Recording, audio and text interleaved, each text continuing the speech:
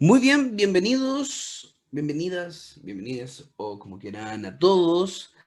Yo soy Álvaro Vergara, soy profesor de educación física y nutricionista y me he especializado durante un tiempo a lo que es la nutrición deportiva. Y en este momento quiero hacerles una pequeña presentación, una clase, donde vamos a comprender algunos aspectos fundamentales no lineales del requerimiento. Suele pasar que muchas veces la nutrición puede fallar porque las herramientas que estamos utilizando están un poquito erradas. Y ahora les quiero mostrar uno de esos aspectos fundamentales de la alimentación que tiene que ver con requerimientos, que muchas veces nosotros estamos utilizando algunos mecanismos lineales y nos olvidamos de los mecanismos no lineales celulares adaptativos que van a influir sobre las necesidades imperantes de un sujeto, sea deportista o no. Principalmente estas adaptaciones las podemos ver en los deportistas. Muy bien, todo esto parte, según David Sackett, ¿cierto?, por la medicina basada en la evidencia. Hoy en día la evidencia científica está en la mano y nos hace modificar nuestro criterio de la mejor forma posible.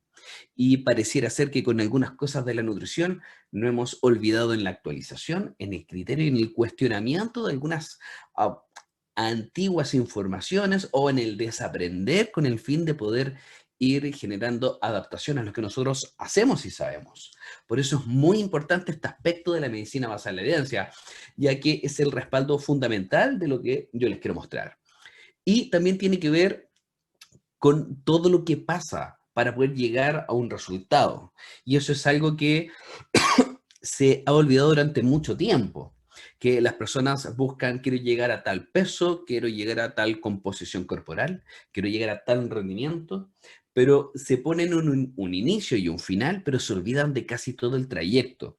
Y muchas veces ese trayecto, que cómo nosotros vamos a ir logrando las cosas, ese camino, el medio que vamos a ir generando para llegar a eso, pareciera ser muchas veces más importante que el resultado final, porque eso nos va a decir qué tan crónico va a ser el resultado que nosotros vamos a tener o qué tan agudo es. Hay muchas cosas que son sumamente agudas, que aparecen y desaparecen. Y pareciera ser que hoy en día nos estamos enfocando en algunos aspectos agudos o que muchas veces no son clínicos. Pueden ser estadísticamente significativos, se escapan de la norma y todo eso, pero a largo plazo no son clínicos ni medibles. Por eso es muy importante entender cuando estamos leyendo la ciencia hacia dónde apuntamos y también claramente ir dudando de la ciencia que hoy día está presente. Existen miles de ejemplos de cosas que antiguamente decimos, oye, pero mira, acá está metida la industria y por eso se creó esto y esto, pero hoy en día vamos a juzgar la ciencia per se más que el financiamiento, entendiendo que muchas veces el financiamiento puede ir de muchos lados, pero confiamos en la buena ciencia. Pero eso no significa que no vamos a ser criteriosos. Un ejemplo es este, ¿cierto? En esta revista científica, este artículo es sumamente interesante. ¿Por qué? Porque tiene una glosa muy específica que dice que la insulina, imagínense, la insulina es secretada por el páncreas y solamente responde por la ingesta de hidratos de carbono. Claro, las personas pueden decir, sí, efectivamente, van a tomar este artículo ha sido citado en cientos de libros, en cientos de otros artículos, pero si nosotros vemos bien la referencia, bueno, vamos a entender que la base que eso está errado. Hoy en día se sabe que no es así, que los hidratos de carbono no son los únicos que aumentan la expresión de la insulina, y tampoco nos vamos a empezar a hablar que la insulina es buena, que la insulina es mala, no vamos a sacar esas cosas de acá, no estamos para hablar de estas cosas burdas, pero este aspecto es muy importante, porque si tomamos las referencias que ellos están citando, las dos primeras son de un libro. Ni siquiera vienen de un artículo científico, son de un libro. Ah, perfecto, podríamos hacer un libro. Bien, pero el libro es la parte más baja de la evidencia científica. Y lo mejor de todo es que el libro es de la misma persona. Y esa persona es un periodista, Gary Taubes. Y el libro, uno es del año 2007 y otro es del 2008. Y lo mejor de todo, que es el mismo libro que dice lo mismo, pero diferente edición. O sea, es como una reimpresión del mismo libro. Es como para ir volcando en la referencia. Y el tercero, que podría ser ya algo que está tomando un poquito más de peso, es de Tim Noakes, ¿ya? Un ex GSSI, ¿cierto? El Gator Sports Science Institute. Pero, que lo entretenido es que citan un blog de él, un blogspot de esos que uno se puede hacer en Google, en diferentes cosas, pero lo entretenido de este blog es que en ninguna parte de lo que él escribió se afirma eso. Y estos dos libros no tienen la referencia para respaldar lo que él estaba diciendo. Sin embargo, muchas personas, por simple hecho de estar en un estudio científico, creen, ¿ya? Y no cuestionan lo que están viendo. Y eso pasa desde la universidad, desde el pregrado, que nos enseñan una cosa y nosotros sí, sí, sí, y no cuestionamos. Y eso es lo que quiero mostrarles hoy en día. Aspectos fundamentales que deberíamos cuestionar, que nos van a enseñar a decir, hey, hey, las cosas están cambiando. Y eso hay que entender que nada es absoluto. De hecho, lo que le estoy mostrando hoy día, probablemente el día de mañana se puede refutar. Sí, probablemente. ¿Ya? Pero imagínense lo que nos enseñaron atrás, que tiene 40 años de existencia, mucho más. Pero cuando queremos hablar de requerimiento, vamos a entender que la energía que necesita un sujeto se puede dividir, ¿cierto?, en tres grandes escalones, ¿cierto? Estos pilares fundamentales, que es la actividad física, el gasto energético en reposo y el efecto térmico de los alimentos. Ahí puede ir variando un poco más, un poco menos, ¿cierto? Pero veamos qué cosa realmente va a modificar las necesidades energéticas de una persona. El peso, el sexo, la edad, la raza. Podríamos decir que la mayoría de las fórmulas están tomando eso, aunque nosotros muchas veces no olvidamos de la raza y hablamos de peso, sexo y edad simplemente. Pero bueno, la raza sí, la raza se ha visto que diferencia mucho las necesidades energéticas, superficie corporal, composición corporal, el estado hormonal, patologías, estados de ánimo, estados anabólicos catabólicos. Y todo esto simplemente en el aspecto basal, sin sumar una actividad física. Una actividad física podría ser otra cosa, también va a modificar. Existen algunos factores patológicos, ¿cierto? Por fiebre, un 13% adicional, una persona un gran quemado, un enfermo, etcétera. Pero aún así se contemplan sobre una actividad general y no sobre un basal, que pueden ir modificando de manera ondulatoria, ni siquiera es lineal, no siempre es más. Y bueno, perfecto, contemplamos cuáles son los métodos más utilizados. Existe este cálculo simplificado, ¿cierto? Existe ecuaciones clínicas de Herzen-Benedict, algunas ecuaciones y factores que van a ir multiplicando, ¿cierto? Un factor, una persona sedentaria debería gastar cerca de un 40% más, aunque sabemos que es entre un 40 y un 69% adicional. Es ahí el 1.4 o 1.69, pero se cuadra siempre el mínimo, al 40, al 70 o a duplicar este valor, ¿cierto? Y existen otras fórmulas también. Hoy en día pareciera ser que Mifflin es muy, muy popular, por así decirlo, ¿cierto? La estimación rápida, una fórmula chilena bastante buena, del año 2002, pero principalmente se utiliza en personas con obesidad mórbida. No se utiliza mucho en personas sedentarias y también se ha olvidado mucho. O sea, Harrison-Benedict son personas normales. Mifflin, normal, sobrepeso y obesos.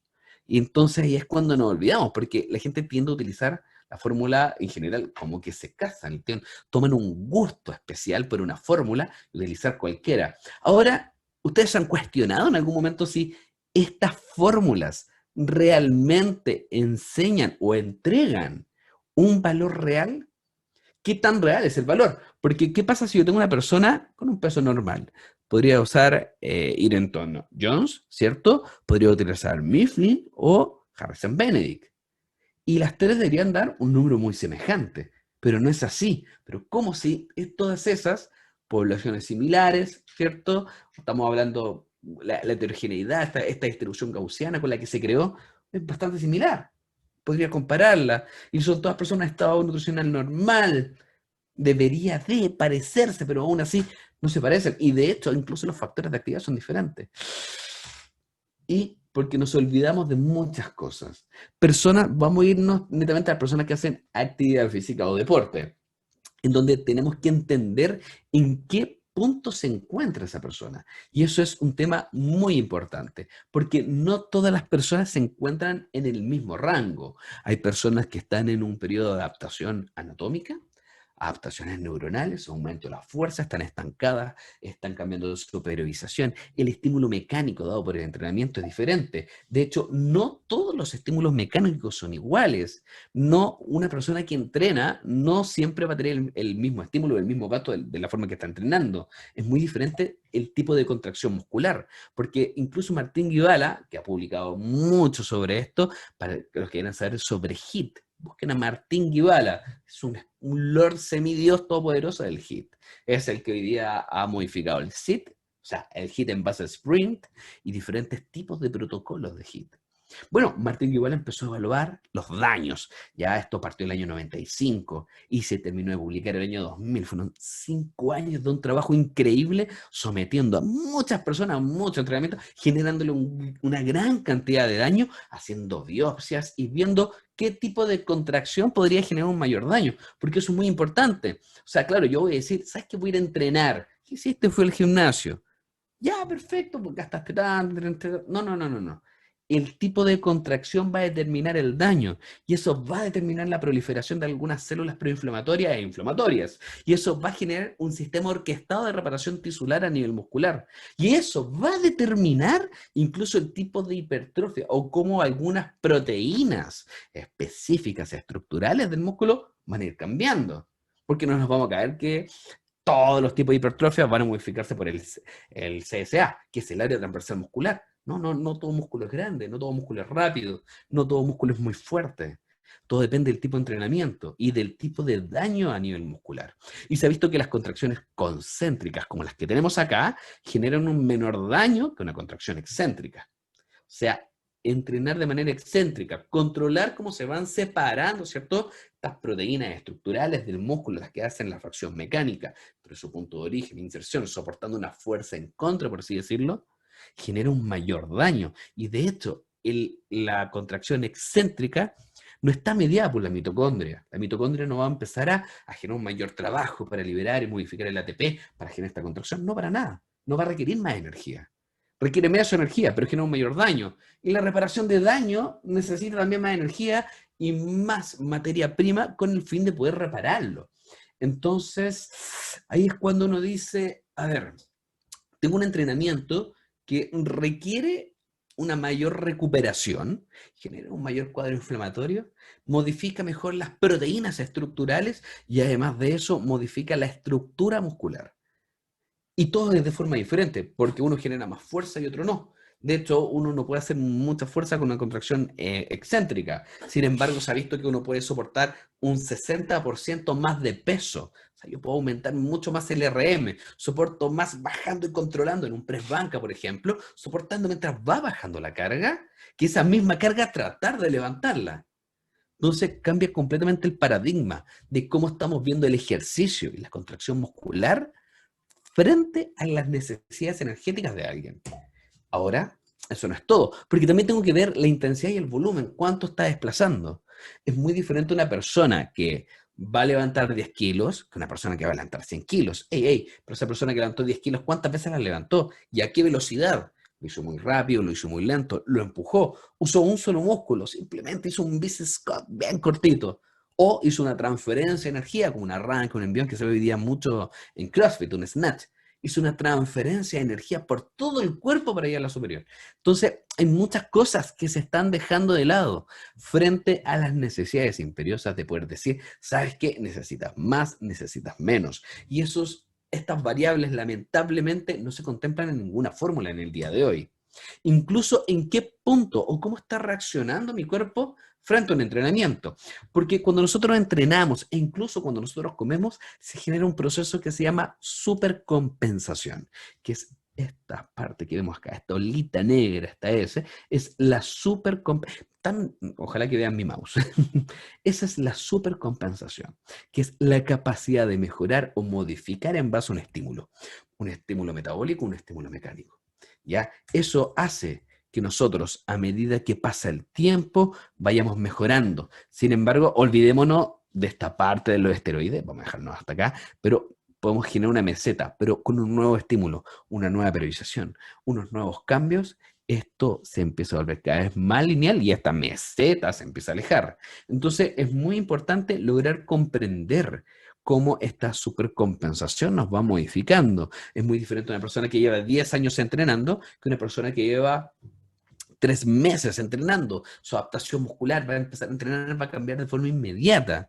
Pero es un ejemplo que me gusta muchas veces dar, es una persona que trabaja en la construcción y que va a subir un saco de cemento al hombro, eh, 3, 4 pisos, y sube y baja, está todo el día haciendo un trabajo muy fuerte, muy manual. Y uno diría, hey, este compadre es ser un Adonis, es musculoso, grande, fornido, y uno lo ve y pareciera ser la antítesis de la imagen que uno se había generado por su gasto. ¿Pero por qué? Porque su cuerpo generó una adaptación. Sus cargas fueron constantes durante mucho tiempo. No tiene la necesidad de cambiar porque el estímulo fue constante. Nunca fue progresivo, como lo podría pasar acá, que tal vez fue errático, de repente hacía una peguita, hacía otra, y se mantuvo estancado en su rendimiento. O tal vez siempre fue aumentando, aumentando, y esto también fue de manera lineal, fue aumentando. Entonces, es bastante paradójico lograr entender de qué forma una persona tiene que ir modificando su carga con el fin de determinar su necesidad energética. Si yo levanto toda la vida 10 kilos, probablemente cuando ya hayan pasado un año, esos 10 kilos no van a requerir la misma cantidad de energía con el fin de poder mover esos 10 kilos como era al comienzo.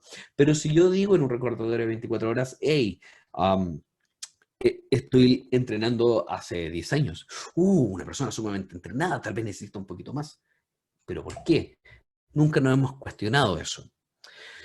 Sin embargo, el entrenamiento de sobrecarga está muy estipulado a nivel celular y podemos saber que el crecimiento muscular tiene que ver con varias acciones, con varias cosas y varias expresiones, pero no todas estas expresiones son crónicas, no siempre se mantienen per se a largo plazo. Algunas aparecen y otras desaparecen, como podría ser la translocación de los GLUT4 por el aumento de la AMPK, adenosina monofosfoquinasa, y los cambios del P38 y la diferencia entre ATP y AMP. Significa que uno de los deltas diferencia para translocar esta vesícula, los GLUT4, que va a ayudar a meter a glucosa, GLUT es transportador de glucosa, este es el cuarto, se han determinado que en deporte, en personas que comen, existen cerca de 10 GLUT que responden de forma diferente, algunos responden a una sobrecarga de comida, otros responden a cambios de leptina, otros cambian a hipoglicemias. Bueno, el GLUT cambia, este GLUT4, a cosas que tienen que ver con el ejercicio, principalmente entrenamiento de endurance, entrenamiento de muy largo aliento, bailar, correr, trotar, ¿cierto? Andar en bicicleta. Eso genera un cambio porque esas actividades aeróbicas, ¿cierto? Consumen energía principalmente, más que romper el músculo y todo eso, principalmente consumen energía y generan una diferencia entre ATP y AMP y genera la primera señalización. Después de eso, este trabajo aeróbico, la vascularización constante, genera una vasodilatación periférica de algunos músculos. Algo está pasando. Y empiezan a aumentar algunas señalizaciones fundamentales de este tipo de entrenamiento. Y el cuerpo que dice, perfecto, empieza a translocar, o sea, la parte interna a, ¿cierto? Hasta la minita celular, vamos a llevar, ¿cierto? El GLUT4 para empezar a meter un poquito más de energía y empezar a tener, ¿cierto? Glucosa per se para poder utilizarla. O podríamos estar haciendo un entrenamiento de fuerza y empezamos a modificar las liberaciones de calcio y la hemoglobina con el fin de modificar mTOR. Más que mTORC2, mTORC1, dedicado a la síntesis de proteínas y a los cambios proteicos a nivel muscular. O incluso empezar a modificar el flujo entre TSS1 y TSS2. ¿Y eso a qué nos va a llevar? A cambios de autofagia. La autofagia es algo que muchas personas están hablando por el ayuno, etcétera, etcétera. ¿Pero qué es la autofagia? Yoshinori Ohsumi, um, el año 2016 tuvo el Premio Nobel de Medicina. Él se dedicó a describir el proceso de autofagia, o sea, como una célula. Se come a sí misma para tener una nueva célula. Él determinó cuál es el proceso y cómo puedo estimular los procesos autofágicos para crear una nueva célula y reciclar el material que está bueno todavía de algunas células. Porque, aunque no crean, existen partes de la célula, algunas memorias, por así decirlo, que se heredan entre célula y célula. Por eso yo puedo aprender a funcionar con más energía o con menos energía, porque mi célula se adecuó a un proceso anterior y heredó información. Por lo mismo, cuando estamos hablando de alimentación, todos los procesos de alimentación son ondulatorios, aumentan o disminuyen diferentes tipos de estrategias con el fin de poder cambiar esta memoria celular, por así decirlo.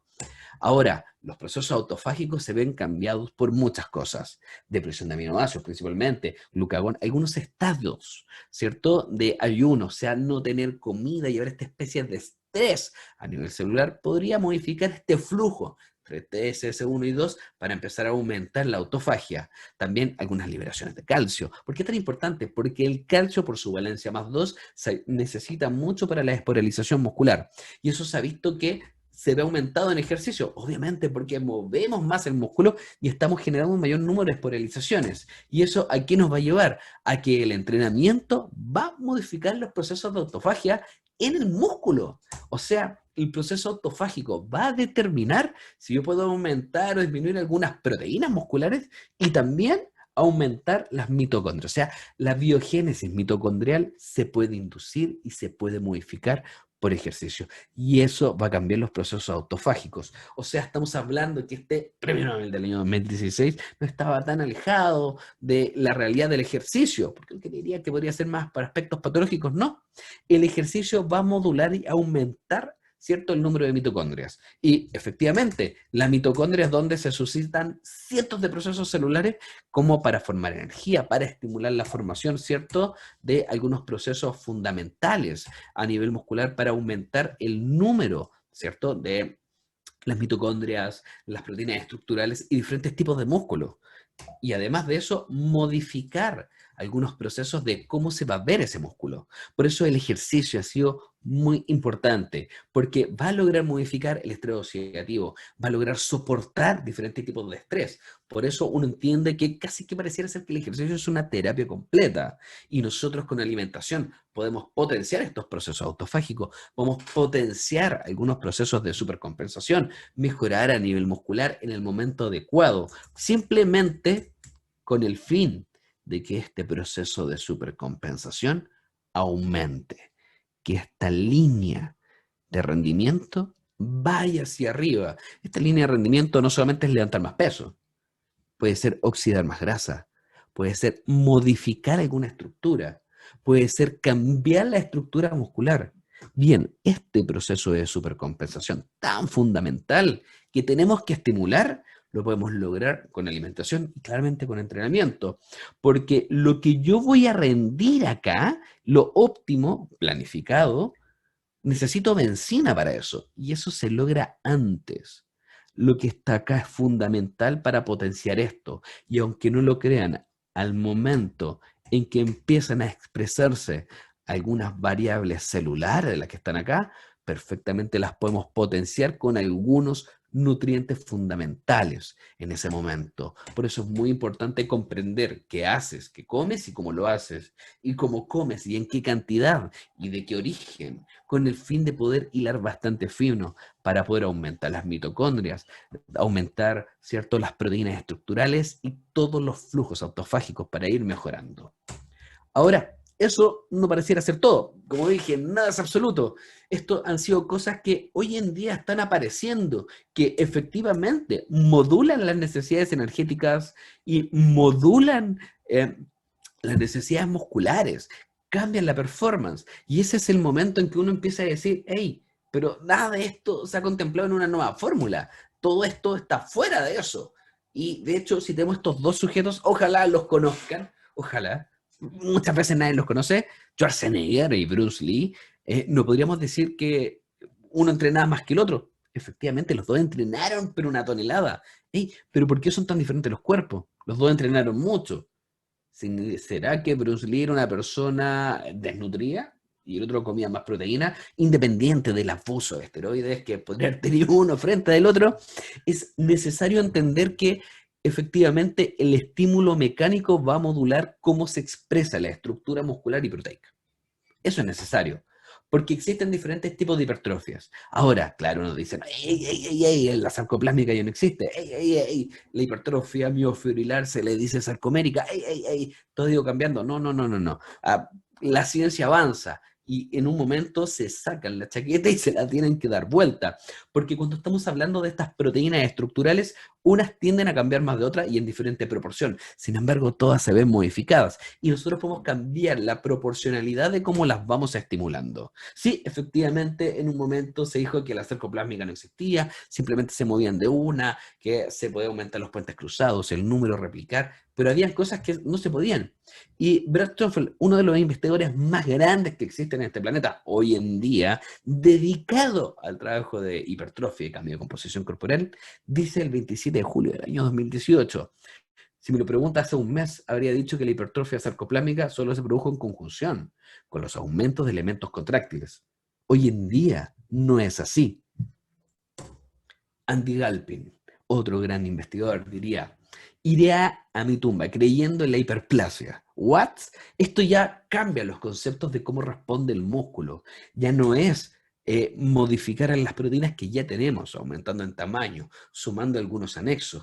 Esto habla de la división celular y la formación de una nueva fibra en base a una anterior. O sea, aumentar el número específico del conjunto de algunas fibras. Y de esta división celular en humanos. Obviamente todavía es muy mínimo el efecto que podemos medir en los humanos. La tecnología sigue avanzando y hay cosas que nos cuesta mucho poder medir. Puedes estornudar. No estornudes. Pero los recientes avances tecnológicos tendrán este problema resuelto antes de que la gente se dé cuenta. 31 de enero del 2019. Hoy en día, aunque no lo crean, ya estamos midiendo los efectos hiperplásicos, principalmente en ratones que hacen trabajo de fuerza. No les ponen pesas, los cuelgan en unas cuerditas y hacen que se tengan que sostener y todo eso. Eh, pero sí, cambia el CSA, el área transversal muscular, y también se están empezando a generar estados hiperplásicos, no solamente hipertróficos. La concepción del entrenamiento y cómo responde el músculo está cambiando constantemente. Y estas variables van a cambiar por entrenamiento y también por el mero hecho de vivir. Vivir cambia, modifica y adultera algunos componentes musculares que estamos dejando de lado. De hecho, hasta la edad es fundamental, porque vamos a empezar a perder masa muscular a medida que va avanzando la edad. De repente más en el tren superior que inferior, independiente del estímulo, y tiene que ver muchas veces con la perfusión, la cantidad de capilares sanguíneos que tiene cada músculo. Y uno dice, wow, wow, wow, vamos sumando variables. Sí, porque el cuerpo humano es un ser integral, lleno de variables que están funcionando constantemente y no lo habíamos querido contemplar anteriormente. Entonces, en base a todo esto, requerimientos, veamos las fórmulas más utilizadas y la concordancia estadística con la vida real. O sea, claro, tomemos una fórmula y una calorimetría lo más directa posible. El examen más de laboratorio para poder aislar hasta la última molécula utilizada. ¿Qué dice la ciencia? Porque aunque no lo crean, sí existen estudios que han comparado eso. Hicieron cuenta que Harrison Benedict tiene una concordancia aceptable del 64%. Pero, solamente cuando se mueve cercano a los 1500 a las 2000 calorías. O sea, si yo calculo y me marca menos, está malo. O sea, se escapa de 64% de concordancia. Y sobre las 2000 también se escaparía más. Y uno dice, pero 64 igual está bien. Imagínense que 64% en nota es nota 4. Si uno evalúa al 60% de exigencia, generalmente, de repente se evalúa al 70%, pero el 60% es 4. Y ustedes tienen un tumor cerebral y viene el médico y el médico les dice, los tengo que operar del cerebro. Pero tranquilo, porque en el ramo de sacar tumores me saca un 4, aprobé. Así que tienes que estar tranquilo. ¿Qué? ¿Vamos a confiar en alguien que se sacó un 4 sacando tumores del cerebro? No, pues. Lamentablemente, este error de Harrison-Benedict se puede extrapolar incluso a otras fórmulas predictivas. Con las fórmulas predictivas que se utilizan en antropometría tienen un gran error. Entonces estamos sumando errores tras errores estadísticos con el fin de tratar de decirle a una persona, hey, tenéis que consumir tantas calorías para bajar de tal porcentaje a tal porcentaje. Y eso pareciera ser un error. La estimación rápida, que era esa del 16.2, principalmente en obesos mórbidos, cuando se lleva a otro tipo de poblaciones, también arroja cerca una concordancia cercana al 61%. Y una de las cosas que podríamos ver que si utilizamos un peso ficticio, podríamos sumar entre un 10 a un 20% el error. sea, hay más error. Y uno dice, ¿cómo peso ficticio? Un peso ideal, un peso ajustado. Son pesos que no existen. Principalmente todas las fórmulas no se recomiendan con eso. Nunca fueron creadas con eso. Todas fueron creadas con peso real.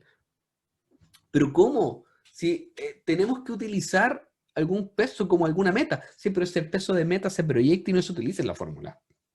Mm, Porque tener un 26, un 20, un 25% de error adicional a ese 64% de error nos deja con un 40% de concordancia con el peso ideal. Con un 40, si usamos Harrison Benning, un 40%. Yo estoy 40% seguro de que estas calorías probablemente te van a servir. Ya, pero puede ser que esté un poquito escapado. ¿Cuánto podría ser? Unas 1000 calorías de distancia. 1000 es mucho. El error es muy grande. Y de hecho, Mifflin, un 68 es la que más se acerca. 68, ya no son 4, son 4 5. ¿What? Sí, es un error enorme. Porque si estamos viendo el valor P, que el valor P no tiene que ver mucho con la exactitud ni con la concordancia, pero que lo entender tiene que ver mucho con la interpretación del outcome y la hipótesis de los estudios, muchas veces se habla del 95%. Y estas se escapan bastante de eso. ¿Por qué? Porque hoy en día la recomendación es del punto 0005 y no del 0,5. Significa que tenemos que tratar de buscar elementos terapéuticos que irán mucho más fino que eso. Entonces uno dice, oh, debe existir algo que vaya a funcionar. No puede ser que ni una fórmula funcione. Sí, el año 2016, la Universidad de Kansas se puso a trabajar. Dijo, no, esto no puede ser y nos vamos a poner a trabajar de cabeza. Eric Wells se puso con cientos de ingenieros estadísticos, biólogos moleculares, bioquímicos, etcétera, a analizar y ver, contemplar la mayoría del número de variables y tomar cientos de variables corporales tratando de hacer una especie de constante y llegaron a una fórmula bastante cercana que tiene cerca del 75% de exactitud, mucho mejor que cualquier existente. Sin embargo, ellos dicen que a pesar de estar muy cerca, utilizando solamente edad, sexo y peso, no utilicen eso. Aún así sigue teniendo error. Es el error menor de todo. Se puede utilizar en personas normales, con sobrepeso, etc. Si quieren, ahí le pueden sacar un pantallazo y buscar el estudio, que es bastante bueno y entretenido. Pero a pesar de eso, ellos dicen, ¿sabes qué? No te lo recomiendo. Sigue existiendo un error. Y este error no lo voy a tomar en cuenta. Y pareciera ser que desde hace mucho tiempo el concepto de calorías entran y salen empiezan a tomar más fuerza. Esto tiene que ver con un movimiento calórico, movimiento energético, y no todos los nutrientes en todos los momentos provocan energía. Ya sabemos que hay nutrientes que son per se estructuras, como las proteínas de alto valor biológico. Algunos van a estimular la energía para funcionar el cerebro, ¿cierto? Existen investigadores que han visto que la cantidad de calorías, independiente del tipo de nutriente, tener energía disponible, eso es lo que ayuda al desarrollo cerebral, es lo que ayuda a estudiar, a modificar, a aprender, a evolucionar. Por ende, calorías entran y salen, sí, pero tiene un pero, porque no solamente calorías, es cómo se comporta un nutriente específico en un momento. Y ahí llegan los primeros indicios desde Ronald Mauhan. Ronald Mauhan es este gran científico, ¿cierto?, del COI, del Comité Olímpico Internacional. Dijo que una de las cosas más importantes es la ingesta diaria. Ya, pero ¿dónde? No. Lo importante es lo que tú estás comiendo hoy en día. Eso es lo importante. ¿Qué estás comiendo? ¿Cuánto estás comiendo?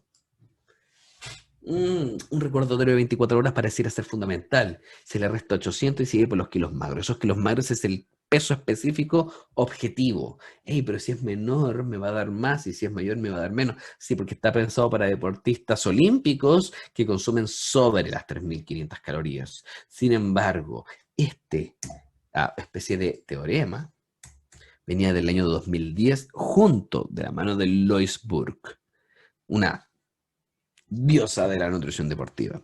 Y Lois Burke empezó a investigar, indagar, y junto a Greg Cox llegaron a una conclusión el año 2013, en donde dice, cito, dos puntos y comillas, tal precisión no es posible, debido a que su cuerpo es un sistema energético único, con su propia cuenta de necesidades energéticas. En pocas palabras, se necesita suficiente energía para ser usted. No hay fórmula existente en este planeta ni modelo matemático que logre cuadrar, medir y distribuir de forma correcta todas las variables, darle el peso adecuado a todas las variables con el fin de poder determinar las necesidades energéticas. No hay fórmula que contemple el movimiento entre TSS1 y 2 para modificar la autofagia y tener más o menos mitocondrias que van a determinar la cantidad de energía o el tipo de hipertrofia o contracciones excéntricas y concéntricas, que ya, entonces hace excéntrico, bien, entonces vamos a modificar tal constante un 0. No, no existe fórmula que apunte a eso.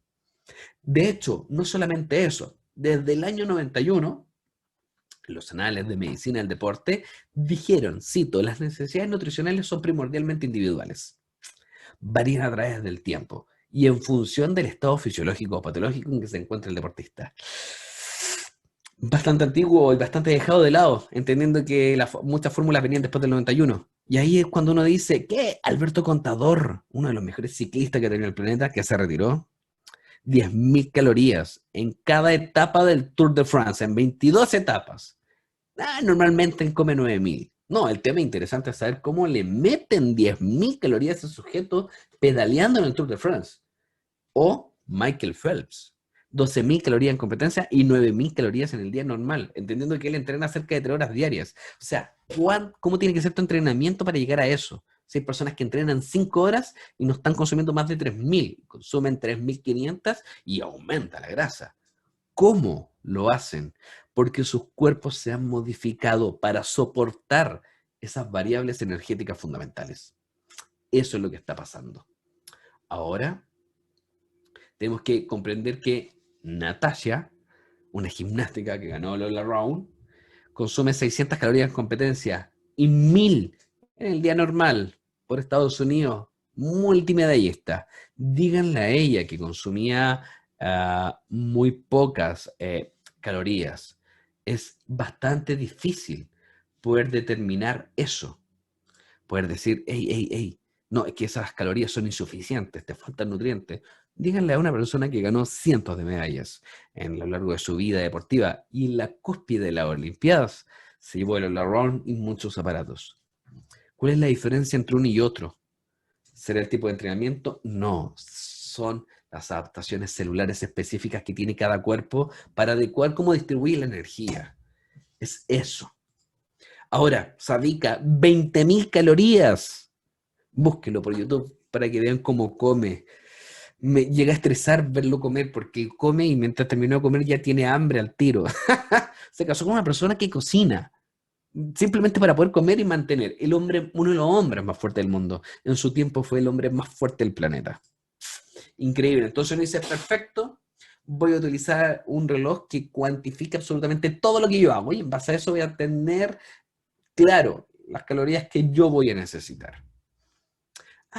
Eso es interesante porque sería el movimiento de calorías entran y salen. Sin embargo, pareciera ser que a corto plazo, en cerca de 6 meses, personas sedentarias que se están sometiendo a ejercicio, muy importantes sedentarias, va a ser más o menos cercano este valor. Después de eso, no. ¿Por qué? No, porque hasta los 6 meses, porque pareciera ser que en personas muy sedentarias, principalmente con sobrepeso y obesidad, estos relojes logran cuadrar muy bien. Son personas que tienen un gasto muy parecido, una distribución gaussiana muy normal, y después de eso se escapan, porque son parte del sedentarismo, son parte de personas que están acá, que son la normalidad más normal de una persona. Pero cuando se ponen a hacer ejercicios se empiezan a escapar, y sus cuerpos empiezan a funcionar hacia un punto o hacia el otro de manera diferente. Sus autofagias se empiezan a modular, sus músculos empiezan a cambiar, su alimentación empieza a generar una señal que detecta la célula para nutrir el músculo y las células de otra forma. Por ende, ¿sirven? Sí, hasta un punto. Después de eso, no va a servir. Pasa a ser un dato freak simplemente. Y esto es lo que importa. Es lo más difícil que existe. El recordatorio de 24 horas. 48. Eric Helms lo determina en 14 días. Saber qué cosa haces, comes, de qué forma, en qué cantidad, en qué temperatura, con qué aliño, en dónde lo llevas, lo compras, lo haces, cómo entrenas, qué es lo que entrenas. Todo eso específico es lo que nos va a decir lo que tú vas a necesitar. Ese es el punto cero. Eso es lo que determina Lois Burke. Eso es lo que se hace hoy en día. El nutricionista ya se escapó del Excel, de la fórmula, de calcular tu peso por una fórmula y meterlo en un factor y listo. Eso ya no. Eso quedó de lado. Hoy en día el análisis cual y cuantitativo de tus nutrientes, en qué momento entran y cómo se ven interpretados en volumen, cantidad y estímulos, es fundamental. Es muy diferente pedir comida, una ensalada, que yo prepararla. Y vamos a decir de qué forma. ¿Qué pasa si me pido un plato de lechuga? Y sé exactamente lo que tiene, pero llega y me lo ponen en la mesa, o yo voy y preparo la ensalada. Independiente del gasto energético de preparar algo, el cuerpo ya lo detecta de forma diferente, porque las variables de leptina que me van a saciar, que me van a entregar algunos marcadores cerebrales, se ven modificadas de forma diferente en la relación con la comida. O sea, yo ver, preparar, manipular comida va a generar una reacción en POMC, un tipo de neuroreceptores que toman leptina. Recuerden que la leptina llega a dos marcadores neuronales, a GRP y POMC, y entre ellos se interrelacionan con el fin de generar saciedad, placer, me gusta, no me gusta, me sacio, aumenta o disminuye. Incluso las variables energéticas se ven modificadas por POMC, estos marcadores cerebrales. Por ende, a pesar de consumir las mismas calorías o las calorías necesarias, tal vez yo no baje de peso. Porque detalles tan pequeños como los modificadores neuronales o neuroreceptores dados por la leptina no van a responder de la misma forma. Comer lo mismo y cocinarlo yo es mejor que comprarme algo muy light afuera. Netamente porque los marcadores neuronales van a cambiar la percepción que yo tengo sobre esa comida y cómo el cuerpo va a hacer las cosas. De hecho, ¿cuánto tiempo llevo haciendo dieta? También es una variable adicional, porque una persona con subalimentación, personas con estos dietarios crónicos, que viven eternamente en déficit calóricos y no bajan de peso, sí adaptaron cientos de expresiones hormonales, celulares y adaptativas metabólicas con el fin de funcionar con menos. Comer poco y entrenar mucho, lo único que hace al cuerpo, independiente de perder grasa por un tiempo muy limitado, es enseñarle al cuerpo a funcionar con menos. Nada más. Le enseñan al cuerpo a hacer mucho, a funcionar menos y empezar a activar y desactivar algunos procesos metabólicos fundamentales. Si yo como mucho y lo hago en contrario, también el cuerpo se adapta. Todo se adapta. Por ende, si no comprendemos estas variables, quedamos fuera. Y de hecho, ahí es cuando uno dice, hey, ¿existe diferencia entre hombres y mujeres en estas adaptaciones? Sí, sí, existen muchas. Después de todo este periodo de caza-recolección del Paleolítico, Mesolítico, es el 90% de la historia de la humanidad, en donde el hombre tenía que salir a cazar y perseguir durante días y días un mamut, matarlo, descuartizarlo al hombro y llevarlo a la cueva donde estaba la mujer. Y eso generó algunos cambios de supervivencia. Uno de estos cambios podría ser el FAT-CD36, un transportador de grasa a nivel celular. Mueve la grasita de un punto a otro. Pero las mujeres tienen más que los hombres. Hey, me estás diciendo que las mujeres, al llegar a un punto de estrés a nivel muscular, puede ser dado por el entrenamiento o otros factores, ¿va a utilizar más grasa que los hombres? Sí, efectivamente. Sin embargo, las mujeres soportan un mayor estrés a nivel celular y los hombres soportan menos. Por ende, el hombre en 3 meses está listo para el verano y la mujer tiene que entrenar casi todo el año para lograr eso, porque no logra el nivel de estrés necesario para poder estimular bien y de manera correcta el FAT-CD36, la proteína que nos va a ayudar a modificar el transporte de grasa. Así que hay que estresar el cuerpo de manera correcta. No es cualquier estrés. Es el marcador, los deltas, los voltajes específicos para poder modificarlo. El hombre tiene mucho menos FAT-C36, pero le sacamos el jugo con algunos aspectos fundamentales de estrés. No, porque somos hombres, porque el hombre en sí es desechable, la mujer no. De hecho, porque la mujer guarda grasa en la guatita, en la cadera y en las piernas, porque el cuerpo cuida con energía y grasa las zonas fértiles. Y en el hombre la guatita, el único lugar donde si tenemos alguna herida va a ser mortal, de una. El cuerpo es sumamente inteligente en ese sentido y comprender todas las señales es fundamental para bajar esta célula. Los lipid droplets, gotitas monocapares que se encuentran a nivel muscular. Sí, porque la grasa que tú utilizas en déficit calórico no es el rollito subcutáneo principalmente. Este es el primero.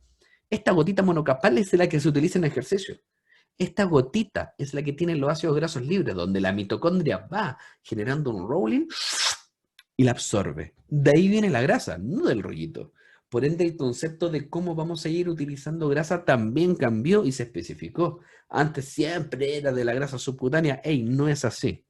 Eso es un reservorio y tenemos que ir modificando cómo vamos a ir haciendo las cosas. Incluso si queremos comprender todas estas cosas, las leyes de la termodinámica también afectan al cuerpo y fueron cosas que dejamos de lado. Todos los sistemas aislados evolucionan a un estado de mayor desorden y eso está dado por el estímulo. Somos un sistema sumamente grande y aislado que se ve bombardeado de luces, de sonidos, de entrenamiento, de músculo, de comidas, de nutrientes, de grandes y pequeños nutrientes que van a modificar el sistema y el equilibrio del cuerpo.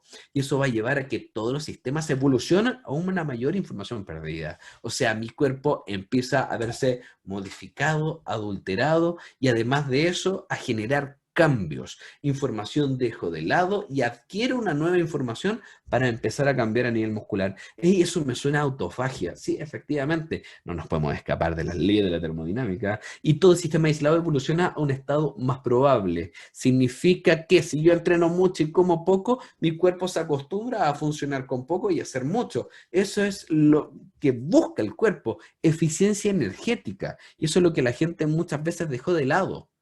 El cuerpo busca ser eficiente. El cuerpo busca generar ese tipo de adaptación. Nosotros, cuando nos morimos de hambre y entrenamos mucho, le enseñamos al cuerpo a que haga mucho con muy poco. Le enseñamos a ahorrar. Y cuando volvemos a la normalidad, te dice, hey, tranqui, ya me enseñaste a funcionar con poco. Así que esto, que viene un poquito adicional, se guarda. No importa, me pongo a entrenar y lo voy a utilizar, mujer o hombre, porque si eres mujer, el FATSA de 36 se estresa mucho más tarde. Variables que nuevamente no fueron contempladas en las fórmulas. Y aún así, estás pensando que un Excel o una fórmula te va a entregar las cantidades de calorías necesarias para poder ver si tu terapia nutricional va a servir. Pareciera que no. En conclusión, la entropía puede interpretarse también como una medida de información perdida por la evolución de un sistema. Y eso es lo que está pasando hoy en día a nivel celular, con los procesos autofágicos, las adaptaciones metabólicas. Mucha información perdida, nueva, adaptada y evolucionada, que no estamos contemplando, que tenemos que contemplar. Y eso hace que nuestro cuerpo sea completamente diferente. Espero que se haya entendido y espero que le haya gustado esto. Uno dice, ¿qué es lo que tengo que hacer? Uf, si tuviera una respuesta única a qué cosa tenemos que hacer para saber lo que tenemos que comer y cómo tenemos que hacerlo, habría hecho un libro y probablemente sería premio Nobel, pero aún así no se puede. Los que tengan preguntas, sería interesante poder leerlas Álvaro. y... Sí, sí. Sí, mira, acá hay una pregunta que es de Felipe Rojas. Felipe Andrés Rojas. Déjame. Voy a poner audífonos. Yo te la leo. Dice, bueno, considerando que no existe una fórmula exacta para calcular el gasto calórico, el concepto de superávit o de déficit serían irreales, ineficientes. Sería, en este caso, irreal. ¿Esa es la pregunta? No, son sumamente reales, pero el punto de superávit o déficit no viene de una variable energética calculada de manera externa, sino que viene de la concepción del análisis cual y cuantitativo de lo que haces. Sí, cada persona tiene una variable cero, que se le dice, un punto de corte, y nosotros estamos hoy en día en ese punto. O sea, cuando uno hace una evaluación, y esto aplica a todo, uno cuando hace una evaluación antropométrica, por ejemplo, esa evaluación antropométrica lo único que refleja es sacarte una foto de cómo estás en ese momento. Y ese es tu punto de corte. Tú estás ahí. Y desde ahí tú proyectas tus metas, tu aumento, tu disminución. Bien, con la nutrición pasa lo mismo. Sin una evaluación, sin un análisis cualitativo de lo que estás haciendo. Yo no puedo saber cómo modular un superávit o un déficit desde ese punto. Son conceptos que existen. Si estamos esperando hacer ese concepto con una fórmula y un Excel, probablemente no. A mí me pasa que, no sé, trabajo con cabros que son culturistas y siempre hago el trabajo de la fórmula matemática y les digo, hey, hey, según tal fórmula, tú deberías consumir 3.500 calorías para subir de masa muscular. Y me dicen, hey, pero yo consumo 5.000 y estoy frenado, po. Y ahí está. Pasa lo mismo para bajar. ¿Cuánta gente consume 1.100 calorías o menos de 1.000 calorías y no baja de peso? Y te dicen, oye, estoy en déficit. No, no, no, no estás en déficit. Estás distribuyendo mal tus nutrientes, estás haciendo cientos de cosas, pero no estás en déficit. Porque el concepto ya cambió. Te adaptaste a funcionar con eso. Y probablemente la baja de peso y la baja de grasa no está regida por un déficit. Eh, Año 2016, la ISSN, José Antonio, una de las cabecillas de la ISSN, determinó que un déficit calórico no está determinado netamente por las calorías ingeridas. Puedo tener una dieta hipercalórica o normocalórica, pero muy hiperproteica y la fracción energética muy baja. Y eso no te va a hacer subir de peso, te va a hacer bajar de grasa y ganar masa muscular. No sé si hay alguna otra pregunta, dudas, consultas. Están todos medio plop.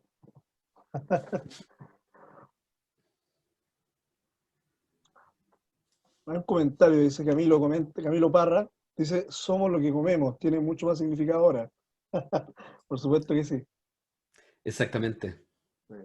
Mira, a nosotros, bueno, desde el punto de vista de lo que es la academia, de lo que es el hacer clases, lo que es hacer docencia, cuando nos pasa esto, cuando se sigue, digamos, investigando, dándote cuenta que cada vez que estudias algo, en este caso sabes menos, nos pasa mucho como docente, y llegamos a estos puntos en los cuales empezamos a cuestionar mucho, en parte lo que enseñamos, porque y esto les pasa no solamente a nosotros como colegas, también les pasa a los alumnos, que hay distintos paradigmas que van cambiando, y que no todo es un número. Eso es lo que más nos cuesta llevar a la realidad, sobre todo en las estrategias que uno aplica en terreno, porque te das cuenta de que la ecuación, que Harris-Benny, que los factores, en este caso, de gasto energético, etcétera, hay un momento en que no te sirven.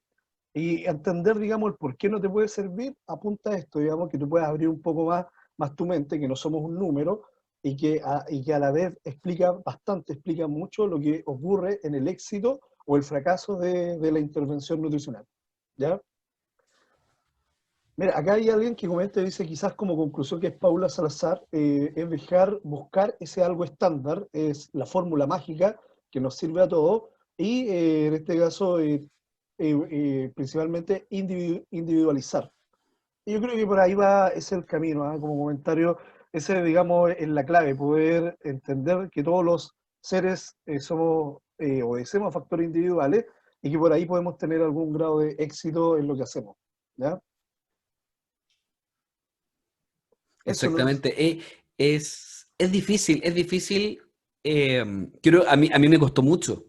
Y yo creo que a todos les cuesta mucho sacarse el bicho de la fórmula.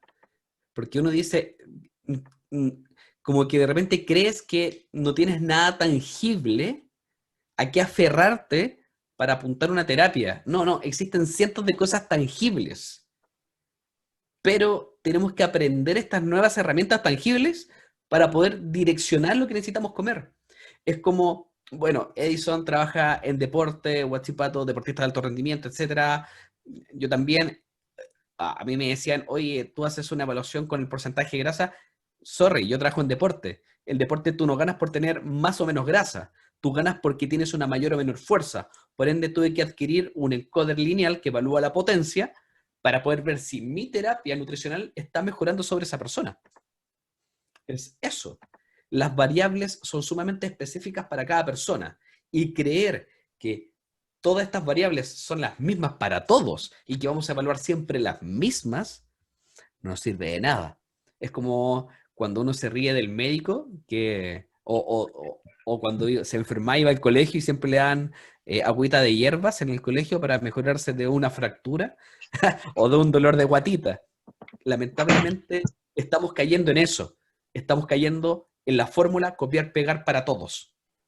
Y si queréis bajar de peso, te resto 500 calorías. Y si queréis subir, te sumo 500. Hasta eso es un error. Porque las 500 calorías son para 2000 en sujeto de laboratorio en condiciones estándar en atmósferas controladas. Y se modifica un 25%. Hasta eso se equivocan. Así es. No sé si hay alguna otra duda, comentario. Mira, acá Jorge pregunta lo siguiente, sobre tu opinión respecto al estudio de Martins y colaboradores titulado Metabolic Adaptation y es una ilusión. Y hoy no logro ver acá. ¿Lo logras ver allá, Álvaro, no? Es el último Del, comentario del chat. Es sobre sí, el estudio de Martins. la, ver, la verdad no lo conozco. A ver, 25 de agosto del 2020. Tendría que leerlo para poder entenderlo. La verdad no podría dar mi opinión frente a eso. acá hay una pregunta. Si es necesario en pregrado estandarizar fórmulas. Buena pregunta. Muy buena pregunta. Ya, sí, mira, Estandarizar fórmulas. viendo súper rápido el estudio que acaban de poner, de hecho voy a pegar el link para las otras personas que lo quieran leer. ¿Lo puedes compartir en, Sí, tiene una, pero por sí, pantalla? tiene una, sí, voy a compartir la pantalla. Ahí sí, yo lo acabo de traducir al español, gracias, el computador lo puedo traducir. Y sí, a ver, insisto, hay que leerlo y analizar bien la metodología y todo, extrapolar un estudio de 33 hombres a una evidencia que tiene muchos más.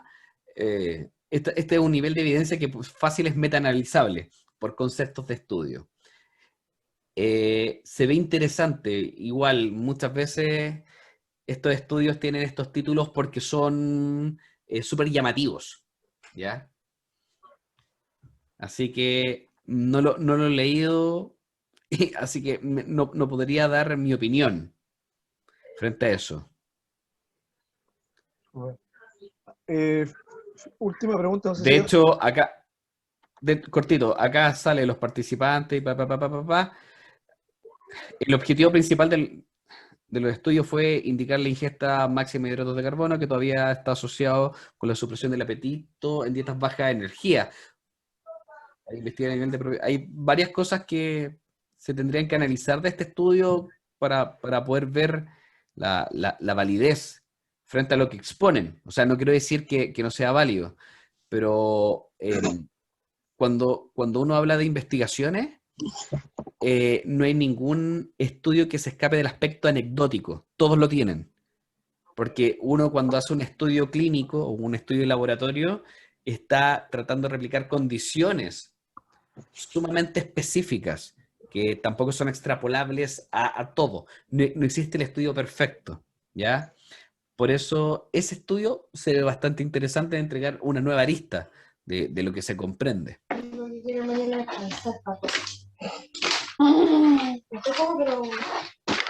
Alguien pasó a activar el... Sí. ¿Alguna otra preguntilla?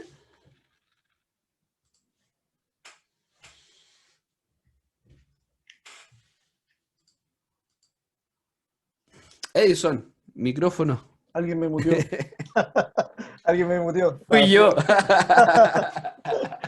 Me desconectó. Bueno, Perdón. agradecer a Álvaro y el estar con nosotros. La verdad es que siempre es muy grato escucharte. Álvaro trabaja con nosotros ya desde el año 2018-2019 y la verdad es que cada día nos sorprende más con lo que nos va entregando. Así que es un gran docente, una excelente persona, un gran amigo. Y obviamente lo vamos a dejar invitado para otra charla, para que nos pueda, digamos, para poder estar compartiendo un poquito más de conocimiento.